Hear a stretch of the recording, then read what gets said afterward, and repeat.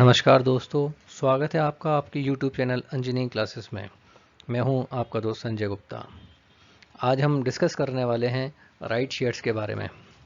Right shares क्या होते हैं, कंपनी इनको किस तरीके से इशू कर सकती है और एग्जिस्टिंग शेयर होल्डर को राइट शेयर्स खरीदने का क्या अधिकार होता है, वो मैं आपको इस वीडियो में बताने वाला हूँ। तो देर ना करते हुए सीधे स्टार्ट करते हैं।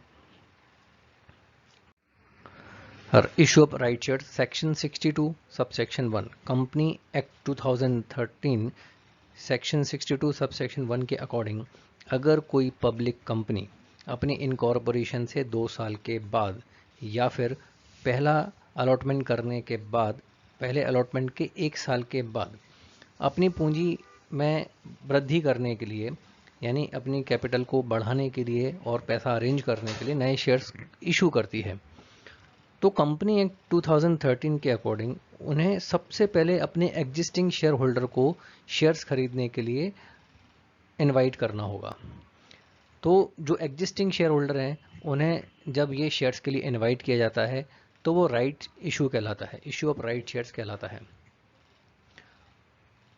जो एग्जिस्टिंग यानी पुराने शेयर होल्डर हैं उनको ये शेयर्स खरीदने के लिए लीगल राइट्स होता है, और इस संबंध में कुछ नियम हैं जो मैं आपको बताने वाला हूं। सबसे पहले, नए अंश वर्तमान अंशधारियों को उनके पास पहले से उपलब्ध अंशों के अनुपात में प्रस्तावित किए जाने चाहिए, यानी जितने शेयर्स उनके पास हैं उसके प्रोपोर्शन में वो शेयर पुराने अंशधारियों को इशू किए जाएंगे। फॉर एग्जाम्पल, कंपनी पहले 4 लाख शेयर इशू कर चुकी है, अब कंपनी 1 लाख नए शेयर इशू करना चाहती है, तो यहाँ पर जो एग्जिस्टिंग शेयर होल्डर हैं उन्हें 4:1 यानी 1/5, 1 लाख इंटू 1/5 यानी 20,000 शेयर्स खरीदने का अधिकार होगा। यानी जब कंपनी अपने शेयर इशू करेगी तो उसमें 20,000 शेयर्स एग्जिस्टिंग शेयर होल्डर को इशू करने होंगे। कंडीशन 2, एग्जिस्टिंग शेयर होल्डर को शेयर्स खरीदने के लिए एक प्रपोजल भेजा जाता है, और वो जो शेयर होल्डर हैं उन्हें इस प्रपोजल का जवाब देना होता है, और ये जवाब देने के लिए उन्हें कम से कम 15 डेज का टाइम मिलना ज़रूरी है। थर्ड कंडीशन को डिस्कस करते हैं। जो प्रपोजल भेजा जाएगा या जो इन्फॉर्मेशन उन्हें दी जाएगी, तो ये इन्फॉर्मेशन में ये चीज़ क्लियर होनी चाहिए कि अगर एग्जिस्टिंग शेयर होल्डर ये शेयर नहीं खरीदना चाहते हैं तो वो जो शेयर्स हैं उन शेयर्स को खरीदने का जो राइट्स है वो किसी अदर पर्सन को ट्रांसफ़र कर सकते हैं। जैसे मान लीजिए, अगर मैं कंपनी का एग्जिस्टिंग शेयर होल्डर हूँ और कंपनी ने मुझे शेयर खरीदने के लिए प्रपोजल दिया है, लेकिन मैं शेयर्स नहीं खरीदना चाहता हूँ, तो मैं अपना राइट्स किसी और दूसरे पर्सन को बेच सकता हूँ, ट्रांसफ़र कर सकता हूँ। राइट शेयर्स के इशू में भी मिनिमम सब्सक्रिप्शन की जो 90% वाली कंडीशन है वो एप्लीकेबल होती है। एक और ख़ास बात ध्यान देने वाली ये है कि राइट शेयर्स का जो पेमेंट है वो इंस्टॉलमेंट में भी हो सकता है, यानी एप्लीकेशन, अलॉटमेंट, कॉल या फिर लमसम पेमेंट भी हो सकता है। एक और बात ध्यान रखने वाली ये है कि अब आपके मन में ये आ रहा होगा कि राइट शेयर्स इशू कैसे करते हैं, एंट्री कैसे बनाते हैं, तो उसमें घबराने की कोई बात नहीं है।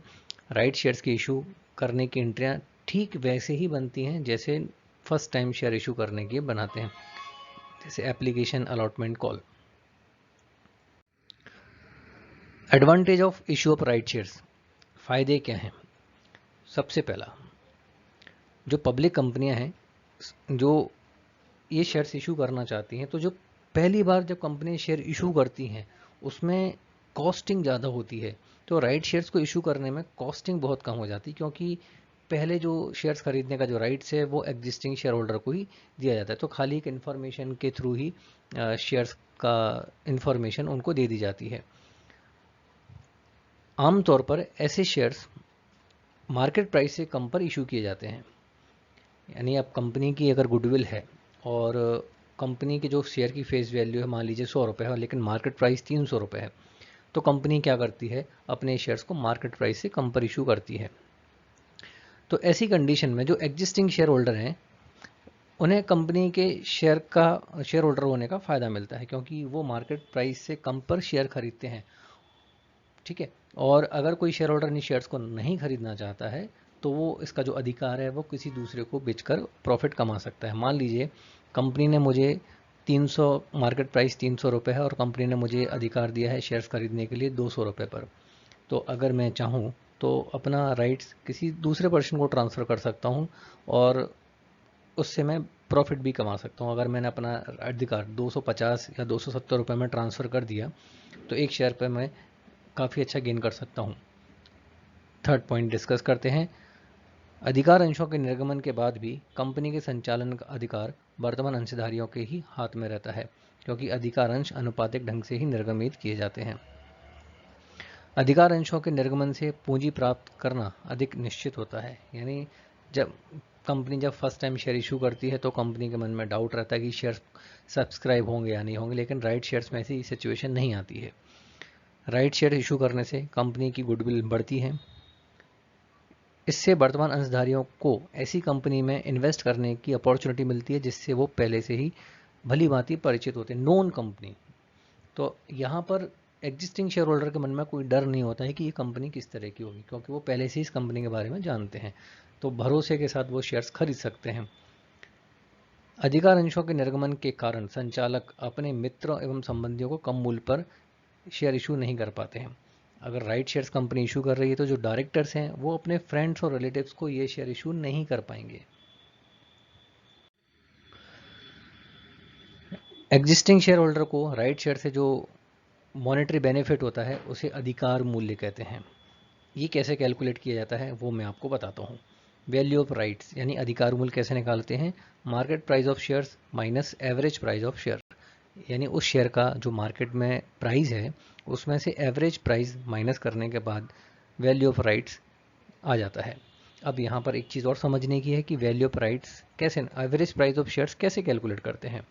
उसके लिए छोटा सा फॉर्मूला कैलकुलेट करना पड़ता है। Market price of shares plus issue price of the right shares divided by existing share plus right shares. तो इस फॉर्मूले को रखकर हम शेयर की एवरेज प्राइस कैलकुलेट कर लेते हैं। तो उम्मीद करता हूँ आपको राइट शेयर्स के बारे में काफ़ी जानकारी प्राप्त हो चुकी होगी। अगर आपको ये मेरा वीडियो पसंद आया हो तो मेरे वीडियो को लाइक करना मत भूलिएगा और चैनल को सब्सक्राइब करना मत भूलिएगा। आप अपना ध्यान रखिएगा। नमस्कार।